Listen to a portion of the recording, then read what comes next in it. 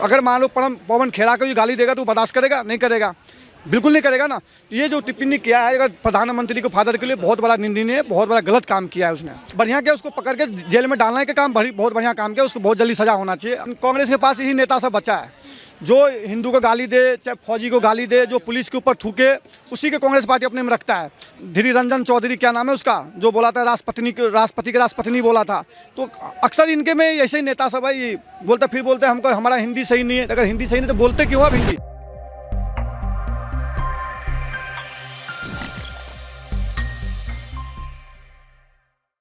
Sir, Congress लगातार जो है मोदी जी को लेकर के आपत्तिजनक टिप्पणी करती जा रही है, लगातार उनके फादर के बारे में उल्टा सीधा बोला, क्या विचार करते हैं?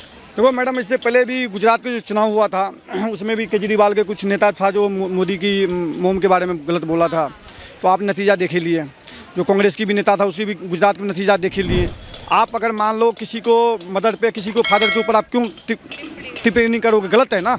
आप देश की हित में काम करके बात करो, विकास के मुद्दे पर बात करो। आप विकास के मुद्दे पर मोदी को हराओ, लेकिन आप उसको माँ को गाली दोगे, उसके पिता को गाली दोगे, गलत है वो। आप उसी अगर मान लो पवन खेड़ा को गाली देगा तो बर्दाश्त करेगा? नहीं करेगा, बिल्कुल नहीं करेगा ना। ये जो टिप्पणी किया है अगर प्रधानमंत्री को फादर के लिए बहुत बड़ा निंदनीय है, बहुत बड़ा गलत काम किया है उसने, उसको बहुत सख्त से सख्त सजा होना चाहिए। सर, इसी सिलसिले में पवन खेड़ा जी को दिल्ली एयरपोर्ट से हिरासत में ले लिया गया। उसके बाद भी उनके जो कार्यकर्ता है वो ऐसा बोलते हैं कि मोदी तेरी कब्र खुदेगी, इस तरह को लेकर मोदी जी के बारे में आपत्तिजनक शब्द यूज करते हैं। बता रहा हूँ, कांग्रेस पार्टी 10 साल से आपकी क्या हालत है कांग्रेस की पता ही चल रहा है। बैक फुट पे चला गया, बिल्कुल रोड पर कटोरा लेके भीख मांग रहे हैं अभी तो। भाई भारत जोड़ो यात्रा का मतलब भीख मांगने जोड़ो यात्रा है वो। आपने पवन खेड़ा हो, चिदम्बरम हो, क्या नाम है वहाँ के मध्य प्रदेश का जो है ये दिग्विजय सिंह, आप हमेशा देखते होंगे आर्मी वालों को, फौजी वालों को गाली देता रहता है, कभी गुंडा बोलता है, कभी हाँ प्रूफ मानते रहता है। तो ये सब कांग्रेस के पास यही नेता सब बचा है जो हिंदू को गाली दे, चाहे फौजी को गाली दे, जो पुलिस के ऊपर थूके, उसी के कांग्रेस पार्टी अपने में रखता है। जो अच्छा नेता है वो भग जाता है। देखे अभी ये गुलाम नबी आज़ाद चला गया, ज्योतिराज सिंधिया चला गया, वहाँ गुजरात को हार्दिक पटेल चला गया, बड़े बड़े जितने भी दिग्गज नेता था बीजेपी में चला गया।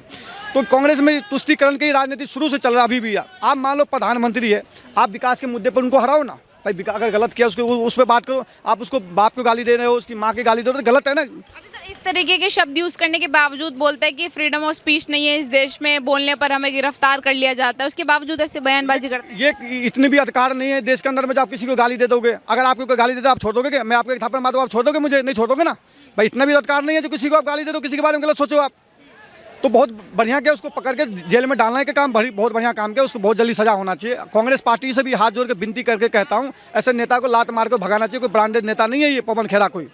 इसे नेता के भगाओ, इसकी पार्टी में बहुत बड़ा ये बीमारी है, ये कैंसर की बीमारी है। जो ऐसे नेता है इनको लात मार के बाहर निकालना चाहिए। इसी की पार्टी को, इसी की वजह से कांग्रेस की पार्टी का बाइक फुट पर आके खड़ा है। लेकिन वो बोल रहे मैंने गलती क्या करी, मैंने तुरंत नाम बोल करके मैंने बाद में उसको करेक्ट भी कर दिया, तो बार बार मुझ पे ये देश तानाशाह की ओर जा रहा है, इस तरीके से बोल रहे हैं। पहले देखे होंगे धीरी रंजन चौधरी क्या नाम है उसका, जो बोला था राष्ट्रपति के राष्ट्रपति बोला था, तो अक्सर इनके में ऐसे ही नेता सब है, बोलते फिर बोलते हमको हमारा हिंदी सही नहीं है। अगर हिंदी सही नहीं तो बोलते क्यों आप हिंदी?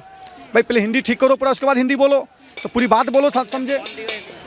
तो क्या कांग्रेस भूल चुकी है कि एक प्राइम मिनिस्टर को क्या इज्जत दी जाती है? ये वही तो पता नहीं है ना। ये कांग्रेस वाले को जो प्राइम मिनिस्टर किसको बोलता है, ये बहुत बौखला गया हुआ है। ये उसको पता है जो भारत जोड़ो यात्रा से कुछ मुद्दा नहीं निकला हमको 2024 के, तो अब ये ऐसी बात बोलेंगे। जनता इनको बिल्कुल नकार दिया हुआ है, ऐसा नकारा हुआ जब बिल्कुल वापस आ नहीं सकते हैं, समझ गए। तो बहुत बैक फुट पर चला गया कांग्रेस पार्टी, बहुत बैक फुट पर चला गया। कोई मतलब ही नहीं कांग्रेस पार्टी को तो।